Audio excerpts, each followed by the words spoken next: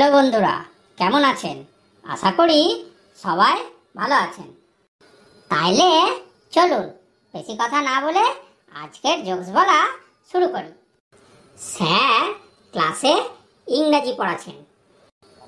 হঠাৎ তিনি কানুকে জিজ্ঞেস করলেন, আচ্ছা বলতো, বৃষ্টি পড়ছে, এর ইংরাজি কি হবে? সঙ্গে সঙ্গে কানু বলল, স্যার এটা তো খুবই সোজা, the rain is reading. Sir বললেন, ধুর বোকা, বৃষ্টি কি কখনো বই পড়ে? এইবার কানু বলল, কেন স্যার, আমার বোনের নাম বৃষ্টি, তা সে তো রোজই বই পড়ে। তখন স্যার বললেন, তা তুই তার জন্য দ্য রেইন ইজ রিডিং বলছিস কেন? কানু বলল, আরে স্যার, বৃষ্টির ইংরাজি তো রেন, তাই। দু ভাই সার্কাস দেখে ফিরছে। রাস্তায় হাঁটতে হাঁটতে একজন আরেকজনকে জিজ্ঞেস করলো, হ্যাঁ রে ভাই, তোর কোন খেলাটা সব থেকে ভালো লাগলো? ভাই বলল, ওই সিংহের খেলাটা, দেখলি সিংহের মুখে মাথাটা ঢুকিয়ে দিল, অথচ কিছুই হলো না। আর কোন খেলাটা সব থেকে খারাপ লাগলো? এইবার ভাই বলল, ওই ছুরি ছোঁড়ার খেলাটা। লোকটা মেয়েটার দিকে তাক করে 20টা ছুরি ছুড়ল, অথচ একটাও লাগাতে পারল না। ওর হাতে একদম টিপ নাই। স্যার ক্লাসে অঙ্ক করাচ্ছেন।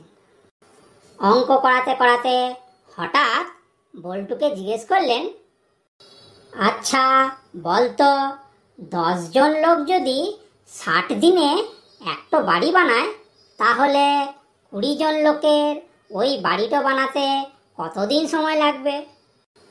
সঙ্গে সঙ্গে ঝন্টু উত্তর দিল, স্যার 1 ঘন্টাও লাগবে না। স্যার তো অবাক হয়ে জিজ্ঞেস করলেন, কেন?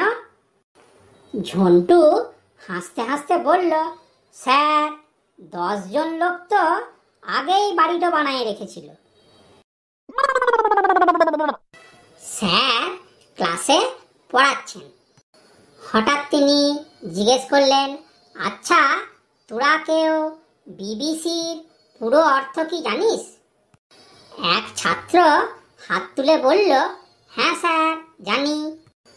বিবিসির অর্থ হলো বেলা বিস্কুট কোম্পানি। স্যার তো শুনেই রেগে গিয়ে বললেন, তুই তো ভারী বেয়াদব ছেলে। সঙ্গে সঙ্গে ছাত্রটা বলে উঠল, স্যার আপনারটাও ঠিক।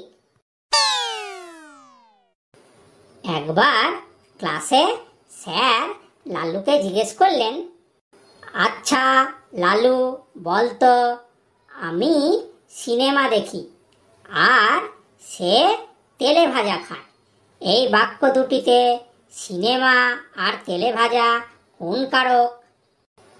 সঙ্গে সঙ্গে লালু বলল, স্যার দুটোই ক্ষতিকারক। বন্ধুরা, আজ তাহলে এই পর্যন্ত।